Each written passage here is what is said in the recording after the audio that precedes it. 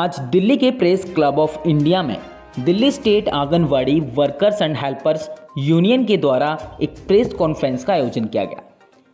इस press conference में union की अध्यक्षा शिवानी कौल ने मीडिया को बताया, हमारी यूनियन के नेतृत्व में हजारों आंगनवाड़ी वर्कर्स एंड हेल्पर्स बहनों ने 38 दिनों तक इस हड़ताल को एक बहादुर तरीके से ऐतिहासिक संघर्ष को अंजाम दिया है।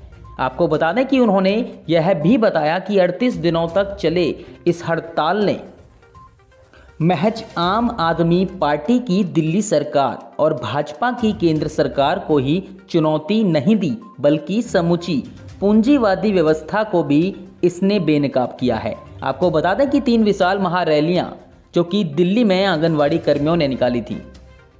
शिवानी कौल ने बताया कि दमनकारी एस्मा कानून को हटाने के लिए कानूनी लड़ाई भी लड़ी जाएगी। देखिए खास खबर। एस्मा जैसे काले कानून के खिलाफ भी हमारी यूनियन ये कंटेम्पलेट कर रही है कि हम सुप्रीम कोर्ट पे पिटीशन मूव करें। ये अनकॉन्स्टिट्यूशनल है, असंवैधानिक है, क्योंकि आप मजदूरों के जो सबसे मूलभूत अधिकार है, संगठित होने के, right to freedom of expression, right to unionise, आप उनके सबसे फंडामेंटल अधिकारों पर हमला करते हैं इसेंशियल सर्विसेज के नाम पर। आप किसी भी स्ट्राइक को इलीगल प्रोहिबिट कर सकते हैं इसेंशियल सर्विस के नाम पे, और ये सरकार की विम्स और फैंसीज पर है। ये सरकार के हवाई उनके अपने समझ पर है कि वो किस सर्विस को क्या माने, और जिस तरीके से बेगारी को लीगलाइज करने का ये एक्ट है, इस पर भी हम लोग ये सोच रहे हैं, विचार कर रहे हैं कि इसको भी कैसे लीगली कंटेस्ट किया जाए।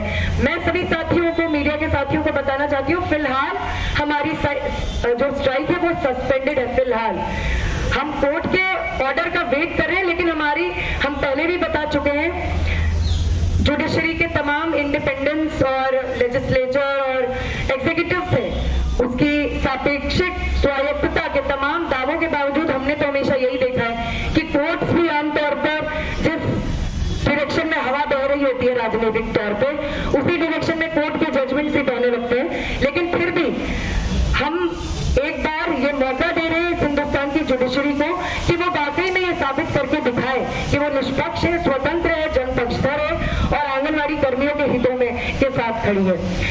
लेकिन ऑर्डर जो कुछ भी होगा, हमारा आंदोलन चल रहा है, हड़ताल भी हमारी शुरू हो जाएगी। फिलहाल हमने कुछ समय के लिए इसको सस्पेंड किया है। इसका ये मतलब नहीं है कि हमारा मूवमेंट खत्म हो गया है।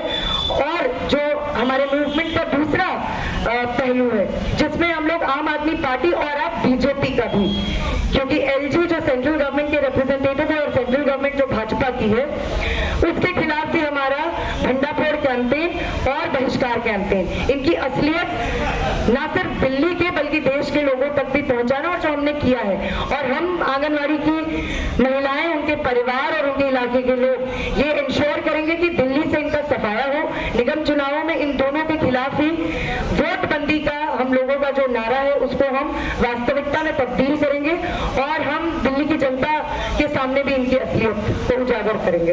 एक तो जो हेस्मा का ऑर्डर आया है, आप अगर वो कानून भी देखें, Haryana essential commodities maintenance act, तो वो कानून ये कहता है कि कोई भी कर्मचारी जो किसी भी तरीके का एसेंशियल सर्विस प्रोवाइड कर रहा है सरकार के साथ मिलके, चाहे वो पेड एम्प्लॉय हो या अनपेड हो, किसी भी फॉर्म में काम करता हो, उन पे ये प्रोहिबिशंस लागू हो सकते हैं। अब सवाल ये है कि सरकार को लगा कि अच्छा, हम ये स्ट्राइक जो है इसको हम कंटेन नहीं कर पा रहे, तो इन पे हेस्मा लगा दो।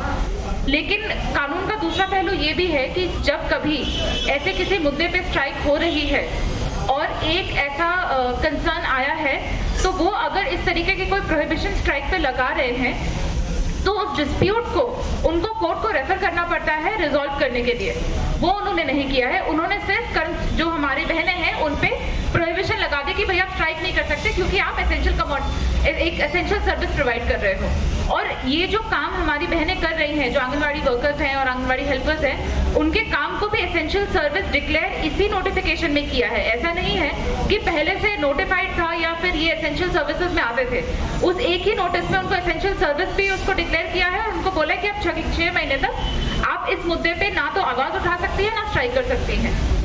दूसरी चीज ये है कि आपने प्रोहिबिट कर दिया, बहनें उठ गई कि ठीक है अब हमारे पास 6 मंथ का प्रोहिबिशन आ गया है, तो हम अपने कॉलेज में वापस जाके काम करेंगे।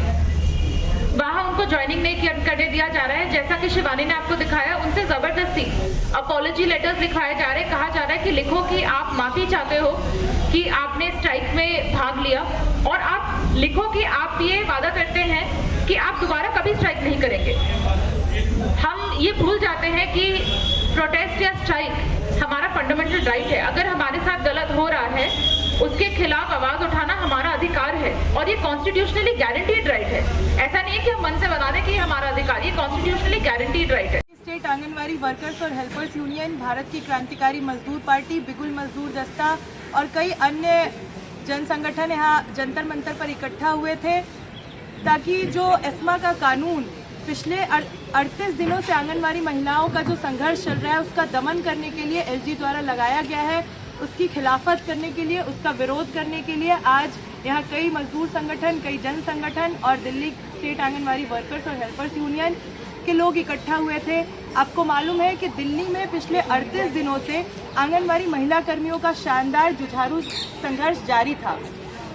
इस संघर्ष के लिए सरकार किसी भी तरीके से जब इसका दमन नहीं कर पाई, तो इन्होंने अपना अंतिम औजार, अंतिम हथियार एस्मा का कानून निकाला, एसेंशियल सर्विसेज मेंटेनेंस एक्ट। सरकार का ये कहना है कि दिल्ली की आंगनवाड़ी वर्कर्स और हेल्पर्स की स्ट्राइक की वजह से जो दिल्ली के गरीब बच्चे और महिलाएं हैं, उन तक जो न्यूट्रिशन पहुंचना चाहिए वो नहीं पहुंच पा रहा है, उन तक जरूरी सेवाएं नहीं पहुंच पा रही है। लेकिन हमारा सवाल ये है कि सबसे पहले तो दिल्ली की जो 22,000 आंगनवाड़ी महिला कर्मी है, वो खुद भी उन्हीं घरों से आती हैं, उन्हीं गरीब बस्तियों, उन्हीं मेहनतकश घरों से आती हैं, जिनके घरों में भी भूख की वजह से लोग परेशान हैं, जिनके बच्चे नहीं पढ़ पा रहे हैं, जिनका दवा इलाज नहीं चल पा रहा है।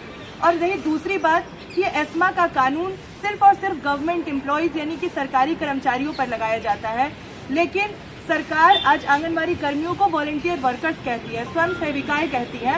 एक तरफ यह हमें स्वयं सेविकाएं कहते हैं, और दूसरी तरफ हमारे संघर्ष का दमन करने के लिए हमारे ऊपर एस्मा जैसा कानून लगाते हैं। हम आने वाले दिनों में, हम जल्द ही आने वाले सोमवार को सरकार उपराज्यपाल द्वारा इस एस्मा के कानून को कोर्ट में चैलेंज करेंगे। इसको कोर्ट में ये बात रखेंगे कि अगर आप हमारे ऊपर एस्मा जैसा कानून लगा रहे हो तो आप हमें सरकारी कर्मचारी का दर्जा दो, अगर आप हमारे काम को एकदम आवश्यक सेवाओं में गिन रहे हो तो हमें सरकारी कर्मचारी का दर्जा दो। अगर आप सरकारी कर्मचारी का दर्जा नहीं दे सकते हो तो एस्मा का कानून तत्काल रद्द करो। कोर्ट में यूनियन ने जो तय किया है कि हड़ताल अभी स्थगित की गई है, और कोर्ट के फैसले के बाद हम अपनी हड़ताल फिर से चालू करेंगे। कोर्ट का जो भी फैसला होगा उससे ये बात साबित हो जाएगी कि जो कोर्ट है, जो सही में इस व्यवस्था में जो कोर्ट है, जो न्याय व्यवस्था है, वो किसके पक्ष में है। अगर वो सही में निष्पक्ष है, स्वतंत्र है, गरीब मेहनतकशों के हित में अपना काम कर रही है, तो वो इस एस्मा कानून को रद्द करेगी, हमारी हड़ताल फिर से जारी होगी। अगर इस देश की न्याय व्यवस्था इस कानून को रद्द नहीं करती है तो ये बात भी साफ हो जाएगी कि ये जो पूंजीवादी व्यवस्था है उसमें कोर्ट, कचहरी, न्याय ये सबके सब चंद मुट्ठी भर अमीरों, पैसे वालों, रईसों के लिए है। तो आने वाले दिनों में कोर्ट का जो भी फैसला होगा, हमारी हड़ताल उसके बाद जारी रहेगी। अगर कोर्ट का फैसला हमारे पक्ष में आता है, हड़ताल फिर से शुरू होगी। अगर कोर्ट एस्मा के कानून को रद्द नहीं करती है, हम इस कानून के खिलाफ जाएंगे, अपनी हड़ताल फिर से जारी रखेंगे।